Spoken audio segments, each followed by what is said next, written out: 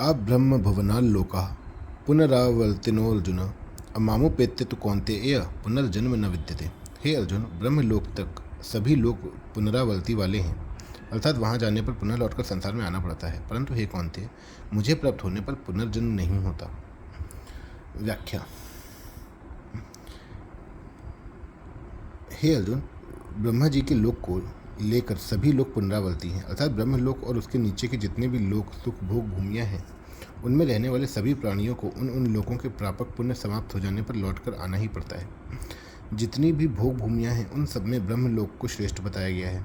मात्र पृथ्वी मंडल का राजा हो और उसका धन से संपन्न राज्य हो, स्त्री पुरुष परिवार आदि सभी उसके अनुकूल हों, उसकी युवावस्था हो तथा शरीर निरोग हो, यह मृत्युलोक का पूर्ण सुख माना गया है।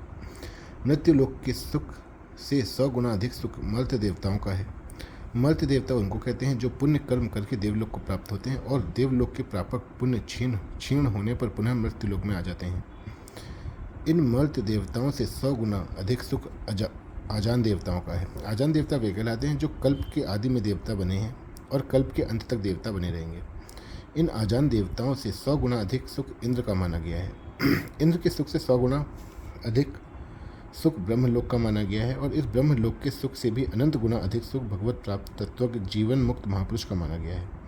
तात्पर्य यह है कि पृथ्वी मंडल से लेकर ब्रह्मलोक तक का सुख सीमित, परिवर्तनशील और विनाशी है, परंतु भगवत प्राप्ति का सुख अनंत, अपार, अगाध है। यह सुख कभी नष्ट नहीं होता। अनंत ब्रह्म और अनंत ब्रह्मांड समाप्त हो जाए तो भी यह परमात्म प्राप्ति का सुख कभी नष्ट नहीं होता, सदा बना रहता है। पुनरावर्तिनः का एक भाव यह भी है कि ये प्राणी साक्षात परमात्मा के अंश होने के कारण नित्य हैं, अतः ये जब तक नित्य तत्व परमात्मा को प्राप्त नहीं कर लेते तब तक कितने ही ऊंचे लोकों में जाने पर भी इनको वहाँ से पीछे लौटना ही पड़ता है। अतः ब्रह्मलोक आदि ऊंचे लोकों में जाने वाले भी पुनर्जन्म को प्राप्त होते हैं। यहाँ एक शंका होती है कि संतों, भक्तों, जीवन मुक्तों और कारक पुरुषों के दर्शन मात्र से ही जीवन का कल्याण हो जाता है और ब्रह्मा जी स्वयं कारक पुरुष है तथा भगवान के भक्त भी हैं। ब्रह्मलोक में जाने वाले ब्रह्मा जी के दर्शन करते ही हैं, फिर उनकी मुक्ति क्यों नहीं होती? वे लौट कर क्यों आते हैं? इसका समाधान यह है कि वास्तव में कल्याण दर्शन मात्र से नहीं होता, प्रत्युत अपनी भावना विशेष होने से होता है। इसके सिवाय संत, भक्त आदि के दर्शन, संभाषण, चिंतन आदि का महात्म्य इस मृत्युलोक के मनुष्यों के लिए ही है, कारण कि यह मनुष्य शरीर केवल भगवत प्राप्ति के लिए ही मिला है।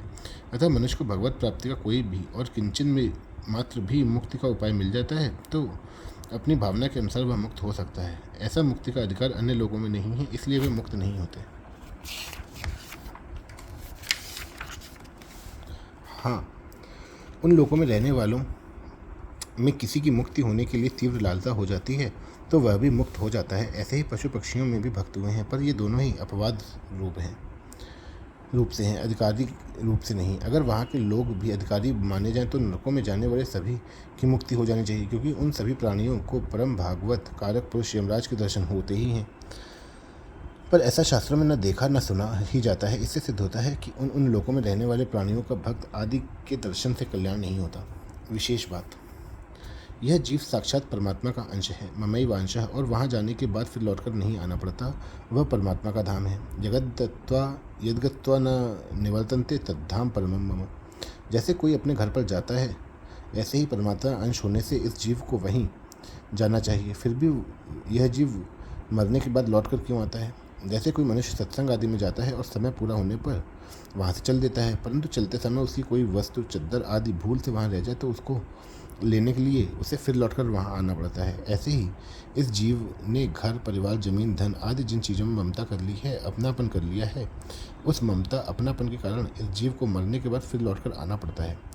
कारण कि जीव जिस शरीर में रहते हुए संसार में ममता आसक्ति की थी, वह शरीर तो रहता नहीं, ना चाहते हुए भी छूट जाता है, परंतु उस ममता वासना के कारण दूसरा शरीर धारण करके यहाँ आना पड़ता है।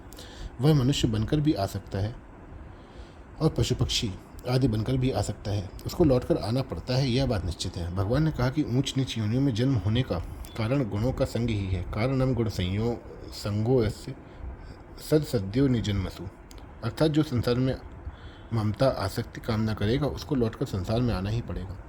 मामुपेत्य तु कौन्तेय पुनर्जन्म न विद्यते। ब्रह्मलोक तक जाने वाले सभी जीवों को पुनर्जन्म लेना पड़ता है, परंतु हे कौन्तेय, समग्र रूप से मेरी प्राप्ति होने पर पुनर्जन्म नहीं होता, अर्थात मेरे को प्राप्त होने पर फिर संसार में जन्म मरण के चक्कर में नहीं आना पड़ता। कारण कि मैं कालातीत हूँ, अतः मेरे को प्राप्त होने पर वे भी कालातीत हो जाते हैं। यहाँ मामुपेत्य का अर्थ है कि मेरे दर्शन हो जाए, मेरे स्वरूप का बोध हो जाए और मेरे में प्रवेश हो जाए। मेरे को प्राप्त होने पर पुनर्जन्म क्यों नहीं होता, अर्थात जीव लौटकर संसार में क्यों नहीं आता? क्योंकि जीव मेरा अंश है और मेरा परम धाम ही उसका वास्तविक घर है। ब्रह्मलोक आदि लोक इसका घर नहीं है, इसलिए इसको वहाँ से लौटना पड़ता है। जैसे रेलगाड़ी का जहाँ तक का टिकट है वहाँ तक ही मनुष्य उसमें बैठ सकता है, उसके बाद उसे उतरना ही पड़ेगा। परंतु वह अगर अपने घर में बैठा है तो उसे उतरना नहीं पड़ता। ऐसे ही जो देवताओं के लोक में गया है वह मानो रेलगाड़ी में बैठा हुआ है, इसलिए उसको एक दिन नीचे उतरना ही पड़ेगा। परंतु जो मेरे को प्राप्त हो गया है वह अपने घर में बैठा हुआ है, इसलिए उसको कभी उतरना नहीं पड़ेगा। तात्पर्य यह है कि भगवान को प्राप्त किए बिना ऊंचे से ऊंचे लोकों में जाने पर भी कल्याण नहीं होता। अतः साधक को ऊंचे लोकों के भोगों की किंचन मात्र भी इच्छा नहीं करनी चाहिए। ब्रह्म लोक तक जाकर फिर पीछे लौट कर आने वाले अर्थात जन्म मरण रूप बंधन में पड़ने वाले पुरुष आसुरी संपत्ति वाले होते हैं, क्योंकि आसुरी संपत्ति से ही बंधन होता है। निबंधाया सुरीमता, इसलिए ब्रह्म लोक तक बंधन ही बंधन है। परंतु मेरे शरण होने वाले, मुझे प्राप्त होने वाले पुरुष दैवी संपत्ति वाले होते हैं, उनका फिर जन्म मरण नहीं होता, क्योंकि दैवी संपत्ति से मोक्ष होता है। दैवी संपत्ति मोक्षाय। विशेष बात, ब्रह्मलोक में जाने वाले पुरुष दो तरह के होते हैं। एक तो जो ब्रह्मलोक के सुख का उद्देश्य रखकर यहाँ बड़े बड़े पुण्य कर्म करते हैं तथा उसके फलस्वरूप ब्रह्मलोक का सुख भोगने के लिए ब्रह्मलोक में जाते हैं, और दूसरे जो परमात्मा प्राप्ति के लिए तत्परतापूर्वक साधन में लगे हुए हैं, परंतु प्राणों के रहते रहते परमात्मा प्राप्ति हुई नहीं और अंत काल में भी किसी कारण विशेष से साधन से विचलित हो गए, तो वे ब्रह्मलोक जाते हैं और वहाँ रहकर महाप्रलय में ब्रह्मा जी के साथ ही मुक्त हो जाते हैं। इन साधकों का ब्रह्मलोक के सुख भोग का उद्देश्य नहीं होता, किंतु अंतकाल में साधन से विमुख होने से तथा अंतःकरण में सुख भोग की किंचन मात्र इच्छा रहने से ही उनको ब्रह्मलोक में जाना पड़ता है। इस प्रकार ब्रह्मलोक का सुख भोग कर ब्रह्मा जी के साथ मुक्त होने को क्रम मुक्ति कहते हैं। परंतु जिन साधकों को यही बोध हो जाता है कि वे यहाँ ही मुक्त हो जाते हैं, इसको सद्यो मुक्ति कहते हैं। इस अध्याय के दूसरे श्लोक में अर्जुन का प्रश्न था कि अंतकाल में आप कैसे जानने में आते हैं। इसका उत्तर भगवान ने 5वें श्लोक में दिया। फिर 6ठे श्लोक में अंतकालीन गति का सामान्य नियम बताया और 7वें श्लोक में अर्जुन को सब समय में स्मरण करने की आज्ञा दी। इस 7वें श्लोक का 14वें श्लोक से संबंध है। बीच में 8वें से 13वें श्लोक सगुण निराकार और निर्गुण निराकार की बात प्रसंग में आई है।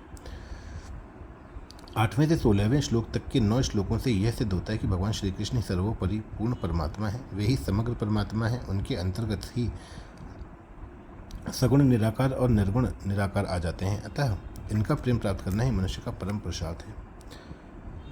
परिशिष्ट भाव, यहाँ कोई शंका कर सकता है कि ब्रह्मलोक तक सभी लोग भगवान के ही स्वरूप हैं। वासुदेव सर्वम, फिर उन लोकों में जाने वालों का संसार में पुनर्जन्म क्यों होता है? इसका समाधान है कि उन लोकों में जाने वाले मनुष्य उन लोगों को भगवान के स्वरूप नहीं समझते, प्रत्युत भोग सामग्री समझते हैं।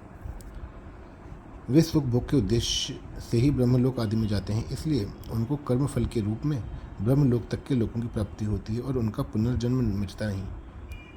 पुनर्जन्म सुखासक्ति के कारण ही होता है, इसलिए यहाँ अब्रह्म भुवनाल लोका कहने का तात्पर्य है कि सांसारिक सुखों की आखिरी हद जो ब्रह्मलोक है, वहाँ जाने पर भी जीव को लौटना ही पड़ता है। अनंत ब्रह्मांडों का सुख मिलाकर भी जीव को सुखी नहीं कर सकता, उसकी आफत जन्म मरण नहीं मिटा सकता।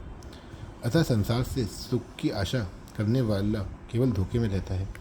ब्रह्मलोक में 2 प्रकार के मनुष्य जाते हैं, एक तो सुख भोग के लिए जाते हैं और फिर लौटकर संसार में आते हैं, और दूसरे क्रम मुक्ति वाले जाते हैं जो ब्रह्मा जी के साथ मुक्त हो जाते हैं। वे लौटकर संसार में नहीं आते, तो यह उनके उद्देश्य की महिमा है, ब्रह्मलोक की महिमा नहीं। ब्रह्मलोक तो पुनरावृत्ति ही है, क्योंकि वहाँ कोई भी सदा नहीं रह सकता, न भोगी सदा रहता है न योगी सदा रहता है। ब्रह्मलोक तक सब कर्म फल हैं। जब कर्म मात्र आदि अंत वाला होता है तो फिर उसका फल अविनाशी कैसे हो सकता है? मामुपेत्य में माम पद समग्र परमात्मा का वाचक है, जो परा और अपरा दोनों का मालिक है।